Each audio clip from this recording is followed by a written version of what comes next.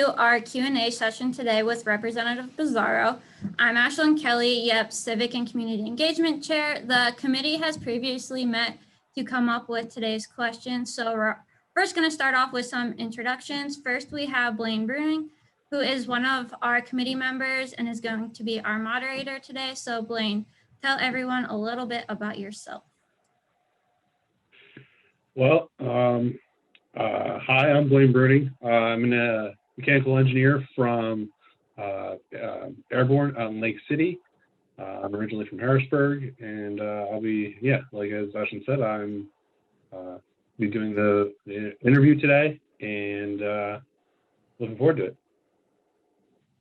Thanks, Blaine. And now we'll have Representative Bizzarro tell everybody a little bit about himself and what he does.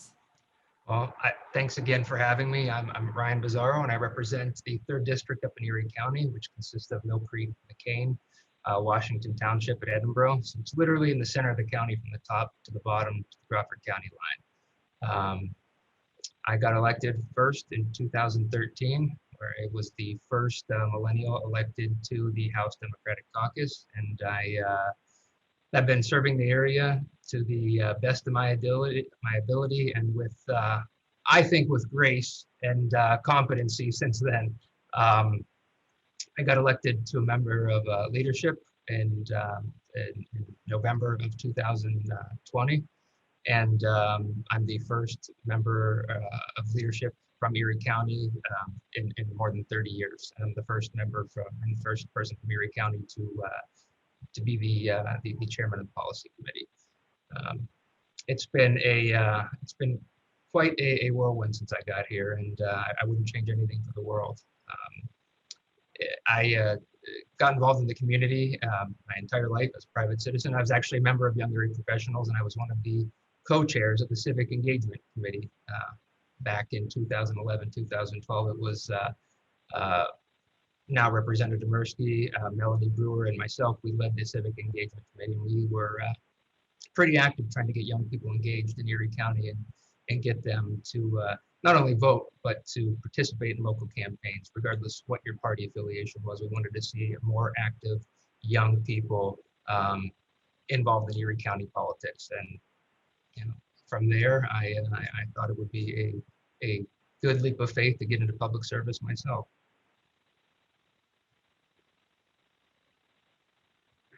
Awesome. Sorry if I'm a little distracted. I'm trying to still continue fixing my audio. Now, you did say that you were once a YEP member yourself in 2000 and a co-chair of this particular committee, the Civic and Community Engagement Committee, from 2011 to 2012. What was, I mean, we're kind of revamping and going through a whole lot of new growth. Can you tell us what membership was like when you were a member? We had we would do events with the Civic Engagement Committee. We would go to promote various candidate fundraisers, particularly if those candidates were members of YEP. We would host our own kind of our own town hall settings where we would invite elected officials and candidates to come and speak to members. Of course, back then there wasn't Zoom, so we couldn't really amplify that. So we had to invite folks to come, and we always got a great turnout from the community and from the members of Young Erie Professionals. They were very engaged and active back then. I'm not sure what the membership is like now and how engaged this committee is, but I know back when we had it, we had people at our events, and they were very supportive. Awesome. Yeah. Well, we're looking to kind of, I think there's some additional, that was, I think town halls, we do a similar thing, Politics for Dummies, kind of engage with everybody as a whole. So what does a typical workday look like for you as a state representative? We talked to Bob Mirsky, and he kind of told us his schedule between, for a week or so, what it entails, his work schedule. What does it entail for you being so far, Harrisburg and Erie? Well, the district office operations are somewhat repetitive. You're in there, you're dealing with constituent service, you're dealing with folks who are coming in with various issues, but you're also meeting with people. My office was the only one that was not shut down during the pandemic. I mean, we were closed to the public for 1 month, just taking phone calls. But other than that, we've had foot traffic in there every day since the onset of the pandemic, and we've been busy nonstop with constituent concerns and trying to address them the best of our ability. So every day is quite a busy day in the district office. When I'm here in Harrisburg, there's meetings nonstop. As I'm executive director, I'm using her office right now, Sarah Speed, but we just wrapped up a policy committee hearing. I'm chairman of the policy committee, so right now we have meetings at least 4 times a week, and those meetings range anywhere from 2 hours, and we just had one last week. We had a joint hearing with the Senate that was almost 5 hours. So it's nonstop from the time we get here to the time we leave. And it's not uncommon for us to leave past 7 o'clock, 8 o'clock at night on some evenings. So it's every day has its unique set of challenges. I don't recommend anybody get involved in politics or in government if they're not willing to go above and beyond the job description and work more than just your standard 9 to 5. Because I can promise you, you will be working a hell of a lot longer than that. And especially during a pandemic, and while there's issues, people are going to expect the most of you while you're trying to balance a personal life, what you do at home, and then plus your responsibilities at the Capitol. And in my case, I'm in leadership, so I have now responsibilities of all of the members that I have to take care of in 67 counties across Pennsylvania. So it is a challenge, and it's not getting any easier, let's say. Understandable. Yeah. And yeah, it's not going to get any easier for at least the foreseeable future. Now, you are an Erie resident as well. What, and for the rest of us, I mean, I'm new to the area. I've only been here since 2019, late 2019. What's one thing, you suggest to everybody, either visiting Erie or whatnot, to go see? Like, what's your favorite thing about Erie or the Erie County? Or well, my shameless plug is going to be in my district, Presque Isle State Park. I think it is a gem, and it is the most. It has the most traffic out of any other state park in Pennsylvania, and it's one of the best state parks rated in the nation. I mean, we're the #1 freshwater beach in the entire U.S. We've got a ton of visitors. It is the gem of our community, and I do whatever I can do to bring resources back to ensure that it stays that way. And that we can protect it, and that we have, the right means to take care of it moving forward, so people can continue to enjoy it, so we can drive tourists to Erie in the months where folks can actually enjoy those beaches. Yeah, I was recently down there last weekend. It's cool, and certainly enjoyable to see the ice dunes, but it's not necessarily something I want to spend a whole lot of time at. It's beautiful in the winter, but you can't stay out there as long as you can when it's a bit warmer. No doubt about it. Exactly. The way that the ice freezes, it's breathtaking. I often share pictures with my colleagues down here of just how nice the area is. Yeah. So you are obviously heavily involved in policy. What is one bill or policy that is in need of legislation that Erie County residents and citizens should be made aware of, or you need additional support from our end that to help push things through, or raise our voice in support of? Well, the policies that we normally deal with are not just solely community focused. They generally impact all 67 counties. Sometimes they don't impact Philadelphia, because Philadelphia is a county and city of the first class by their size and population. So they have their own set of rules that they are governed by and large. But what I think will impact not just Erie but every other county in Pennsylvania is the COVID-19, some of that relief money moving forward to really assist with our small businesses and our restaurants. That's important. We've got to get that voted on and to the Senate, so we can get this money into the hands of the folks that need it the most. And for a personal plug, I I, along with Representative Rosemary Brown, we both prime sponsored a piece of legislation that now this is the second cycle that we're championing. It is the first time home buyer savings account, where folks can set up this account, or their parents can set up this account at a young age, and they get a tax deduction on their state income tax. We thought that establishing this account, it helps people moving forward, especially young people, to establish roots in Pennsylvania, so they can buy houses and be. We're worried about brain drain, and we want to give every young person every tool necessary that we can to want to stay here in Pennsylvania and start a family. So we think that this helps, and that this will be helpful, and we're seeing a bunch of how the economic impact would be, especially on some of the ancillary services associated with purchasing and constructing homes. So it's kind of a win-win for our Commonwealth. We're getting to keep young people here. We're getting them to establish roots here. Plus, our local economy. People are spending money. They're buying things for a house. They're buying materials. They're paying taxes. I think it's a no-brainer moving forward, and I'm looking forward to pushing that across the finish line with her. Yeah, and as a recent first-time home buyer, yeah, that's definitely a good benefit to have or start developing for the younger group after us. Just because there was a lot to learn, and a lot more went into it after going through it myself. So that's really cool. So one of the questions here is, based off some of your recent work, I think it's a little dated. I think we've been kind of preoccupied with some other things, but Erie County was recently awarded $184,000 in grants by the Pennsylvania Department of the DEP. Why is it important for our community to receive these grants, and and also how can we recognize how they will be utilized? Well, I think this was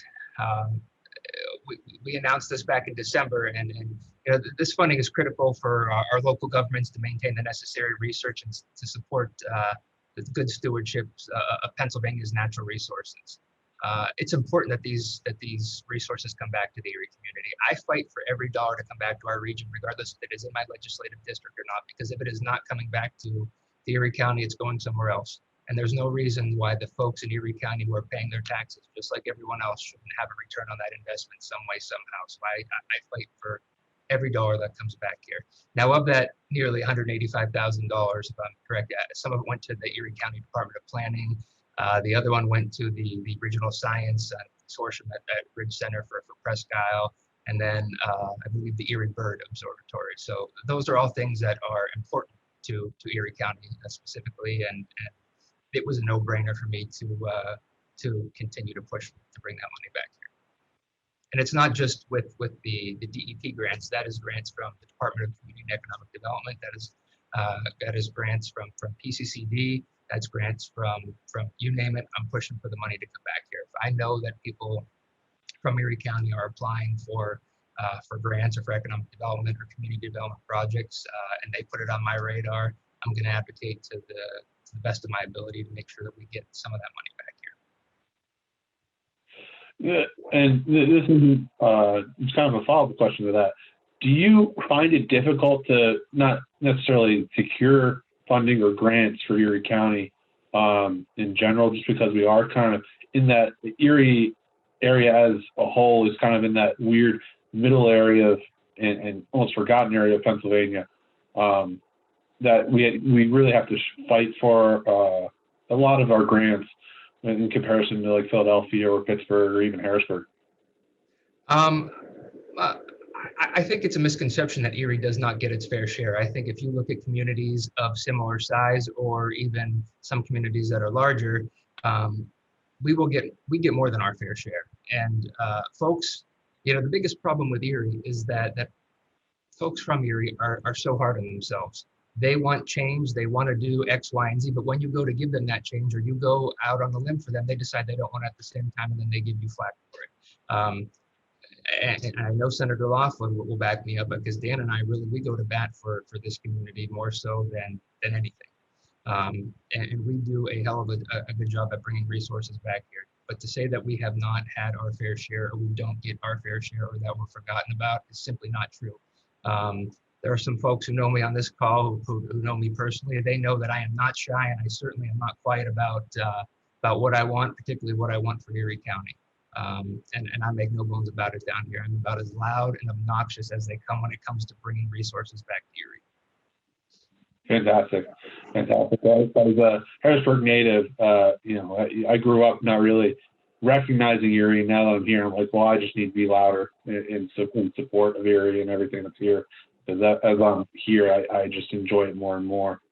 And Erie has got its reputation because the folks at home have branded itself. For whatever reason why they have such a negative outlook on, it's almost like some folks loathe being an Erie County resident. And we have so much to offer. The policy committee generally travels around the state, and we have hearings in all of the counties. And before I was chair, I would always bring the committee up to Erie County, and I would have members from all over coming up to Erie. They could not believe all the things that we have to offer in our community and all the resources that we have because of things that they have heard in the past about Erie. And they are hearing those things from folks who live here. And it's simply just, I don't know why you have to knock your own hometown. Certainly we have our challenges, but every community across Pennsylvania has their fair share of challenges, and we are no different from them. In fact, I will go out there and I will say that we're actually on a better path moving forward than most of them. Pittsburgh, Philadelphia aside, because there's such a significant population in those areas. But if you look at communities of similar size, if you're looking at maybe Scranton, Allentown, other communities in the Lehigh area, we're where we need to be. In fact, we are overperforming where those communities are. I would have to agree with that. I definitely see that, see the growth and all that, and I think we're starting to really show ourselves. Just what I've seen the past year. Now, obviously, we got to talk about COVID. It is on everybody's mind. What, in your mind, is a solution to assist in the recovery of small businesses, specifically restaurants, either through policy, legislation, or even, kind of put the onus on the small business owners? What are some solutions that you think haven't been talked about? Back to what I originally started off with that one signature piece of legislation that's not getting much attention. We've got to get those CARES Act dollars into the hands of these business owners. And quite frankly, Congress needs to get on the ball, and they need to pass this new relief package. People can't wait anymore. Businesses are closing. We have to be there to support them. We've put these type of restrictions on them. Now it is our responsibility to ensure that they are economically viable in the future. And we can't continue to let them wait. It's irresponsible and it's unacceptable.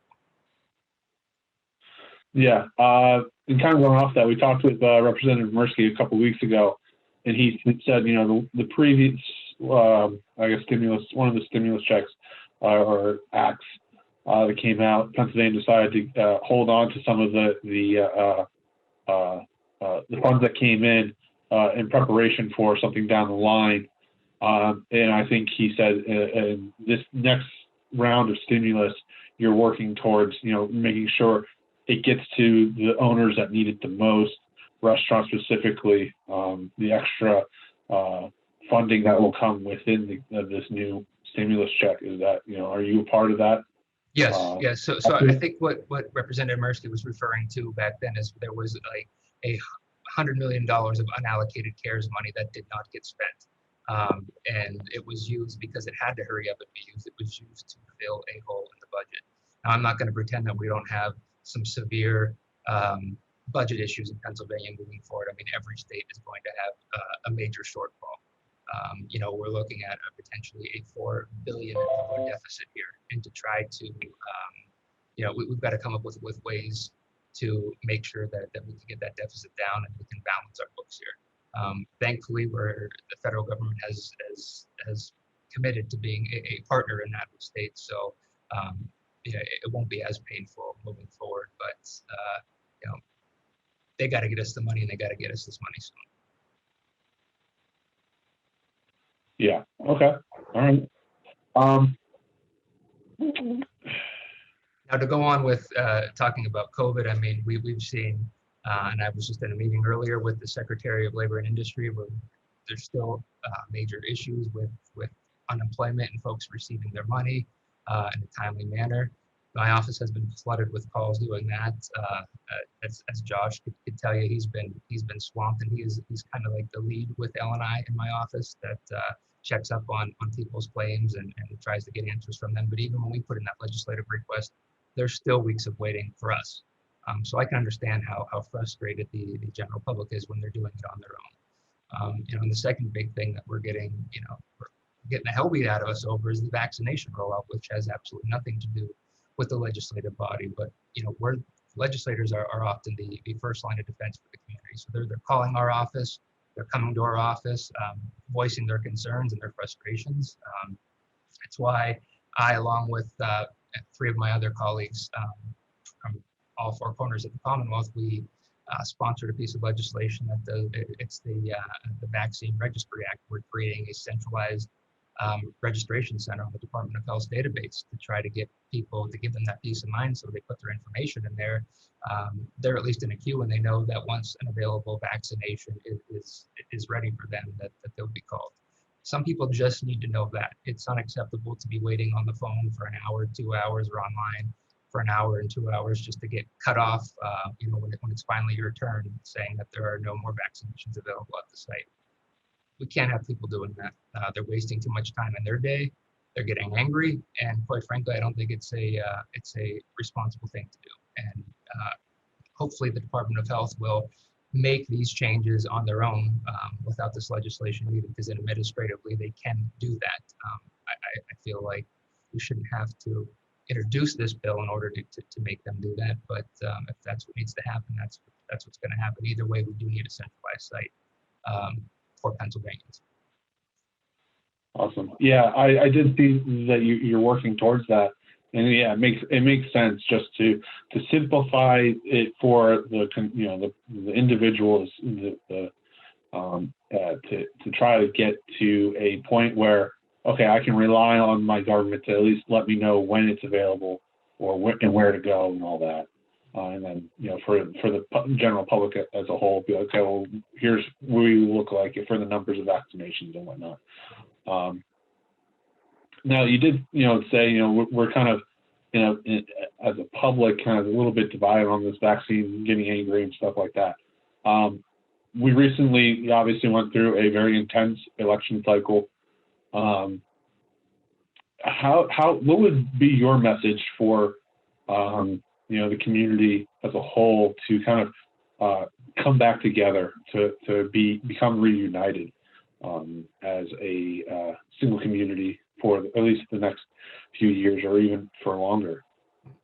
Look, I pride myself on being able to be an effective legislator because I've been able to reach across the party lines and work with my Republican colleagues in both the House and the Senate in order to achieve some sort of policy goal or to bring money back to the region. There has to be a willingness to work together. When you use the word bipartisanship, that can't be used as a dirty word anymore. There's this extreme faction, and both sides of the party are guilty of it. But they just are furthering divide, and they're further digging their heels in, and they're causing this huge rift in America. We're seeing that now in each and every state. And now it's coming down to even localized races in our communities. Last election cycle was terrible. I had an opponent who ran a complete smear campaign against me, and in a campaign based off of nothing but lies and conspiracy theories. I mean, that cannot be, that should never be tolerated. And honestly, the general public needs to hold these folks accountable for it. But we do need to come together in the state and nationally for the greater good. We have to start putting people before politics, and public policy should always take precedent over politics, period. And if you can't do that, if you're not willing to do that, then public service and working in the government is simply not for you. And that's always been my opinion. Sorry, I just had it on mute. I agree with you on that. There needs to be just a common consensus at this point to to move forward for the common good, put people first instead of politics. Yeah, I definitely agree with that. And I think that's kind of what we do here in the civic and community engagement. We try to put, everybody else first ahead of ourselves at the moment, and whatnot. So, as young professionals in this community, what are some additional actions you want to see us take, either following in your footsteps as a previous YEP member, or just in general? What do you want to see us do as young professionals to positively change our community? Well, I think people have to do what they feel comfortable doing. I think the younger you are and the more you hustle and you build that network, the better off you're going to be as time goes on. I spent my 20s building that network and doing a lot of things for free in the community, whether I was serving on a board, whether I was on the Erie County Industrial Development Authority. I was also a board member of Big Brothers Big Sisters. I was involved with YEP and various social clubs in the community, but we were out there doing things, actively trying to make a difference in promoting, volunteerism and promoting that folks, younger folks in particular, be more civically engaged. It's a comfort level. Some people are shy; they don't like to meet new people, and that's fine. But I encourage everyone to continue to build your network. You can never go wrong building relationships and making new relationships. Yeah, that's one thing. That's one of the reasons why I joined, was to build a new network and whatnot. That's a great point and great suggestion and advice. Is there any questions you have for us as the Civic and Community Engagement Committee? Looks like we have a few others. Or YEP as a whole. We have some of the leadership team here. Is there any questions you have of us? I think that moving forward, we have an issue with keeping young professionals in Erie County, because I think a lot of people get discouraged by some of the policies and what they currently see in their government, particularly in the local level. And it's not always going to be that way. I know it's very easy to say for some folks to wait, but I think there's going to be some substantial changes within the next 4 to 8 years at the local level. I really see us becoming something that's going to be a hub where we're going to be focusing on education, medicine, and technology. I think that's where the future of Erie County is, and I think that we've got to do what we can do to keep our young talent there, because we've got to keep Erie on the map, and we can't do that if the talent's not there or the knowledge isn't there. We need that population base there. We need young people to stay and to be productive members of the community in all aspects, professionally and civically. All right, yeah. So we got a message here to ask a question, because there's a lot of us on here. Have you seen any innovative policies in other communities that help retain and get attention of the young talent? Kind of what we're trying to do here is, bring them in and keep them here. Sure.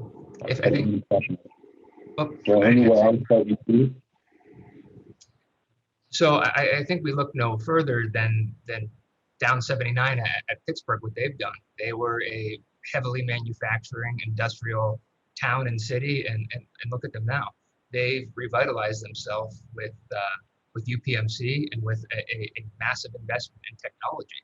You have Google that's setting up there, and that's increasing their footprint on the city. I mean, it is a tech city for all intents and purposes, and young people are moving there in drones. We've got to do that in Erie County. People say that the weather deters them from going there, but the weather is, in my opinion, it's a lot colder in Chicago, and look at that city. They're booming as well. So I think those key investments and how we do things moving forward is going to be important. And we have all these great plans, and we can't let a few naysayers who make a lot of noise get in our way. We've got to really develop that downtown area. We've got to develop the Bayfront. That is important. That is our gem. We have to start acting like it. That is what is really going to be our resource to drive home in that area, for key investments and to get people here. young people like urban amenities, and the city's on its way to being able to provide those for people. Yeah, I agree with you. Just in my travels, yeah, and that's why I see the huge potential in Erie. It's growing. It's starting to take shape. There's a lot that YEP is involved in. That's not necessarily a part of it. I mean, we are a part of it, but we're also seeing that change happen. Is there any other questions from the group as a whole that you'd like to ask Representative Bizzarro? You can either message them to me directly or there you go, Amanda. I just took myself off mute. Ryan, so kind of as a follow-up to that, I'm now working in the realm of kind of startups, entrepreneurs in the city. And one of the things that I think a lot of small businesses, people who are trying to build something in Erie struggle with is finding the private investment. Is there any ways that you kind of see from a policy standpoint that we can really support and attract those private investments that we've been seeing happening in communities like Pittsburgh? What is it going to take to kind of get that big name to kind of come here to Erie, and or how can people who are here currently better support investing in our startups and entrepreneur ecosystem? Well, I know if you're looking for some sort of a larger corporation or a larger conglomerate coming into Erie, one of the things that they look at is they look at the education system that we have, and another thing they look at is the stability of local governments. One piece of legislation that I think that would benefit, particularly Erie County, is we have to examine the way that we are funding the schools and implement that fair funding formula. Folks have different opinions of the community college, but at the end of the day, it is what these large employers want to see in communities. That's going to be important. We have to prove ourselves to these folks because we're competing against other communities, not just in the state, but nationally. So we have to show why we are the better fit for them. And sometimes that involves doing things that are tough and that a lot of people don't like to do, like giving tax credits. But at the end of the day, that's what gets these folks to set up shop in these communities, and then they are paying people wages where they can sustain themselves and their families. And then when more of those people invest in that community, other businesses see that and they feel more comfortable. They see a stable market. They look to set up shop. Look at Amazon, for example.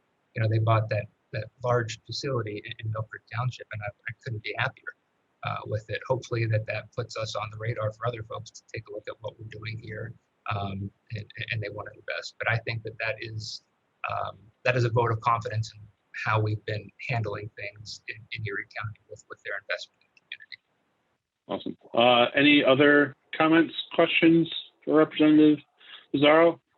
No? Ashlyn, is there anything you would like to add? Nope, that'll be it. Thanks, Representative Bizzarro, for joining us on this call. If any of you guys are interested in helping organizing stuff like this, the Civic and Community Engagement Committee meets the first Wednesday of every month at 5:30 on Zoom. So if it's something you're interested in, give me your email and I'll add you onto our email list. We also have a group me that I can add you to as well, where we're actively discussing and coming up with these questions as well.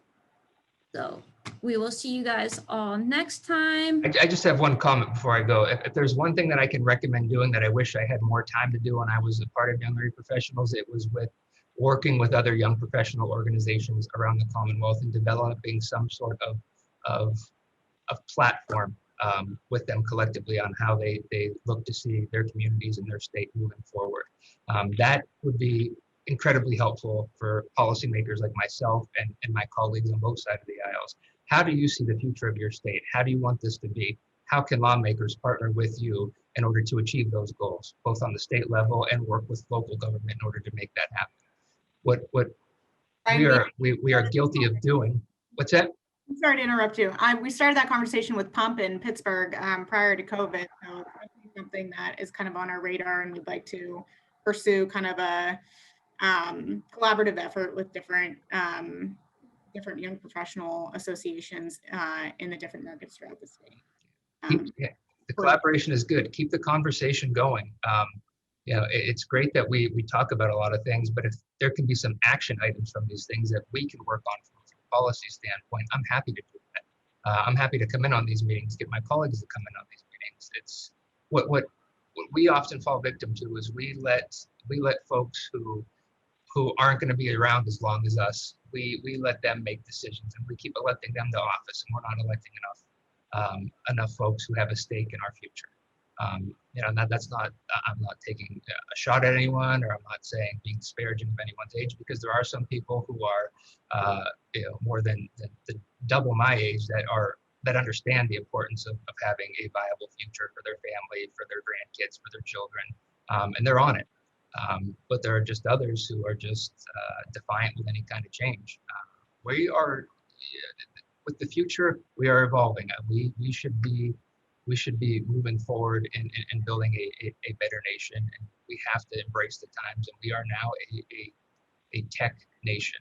We are a nation that is really focused on technology, education, and really medicine. You know, and that's where I see not only Erie County, but I see every other state following suit moving forward. That is our strength.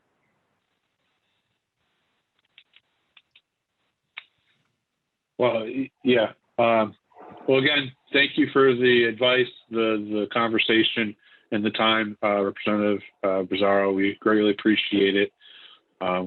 If anything comes up in which we need, you know, your support or your few cents of advice, or, you know, in regards to developing and working towards policy with other groups, we will definitely reach out for and contact you and get your advice on it.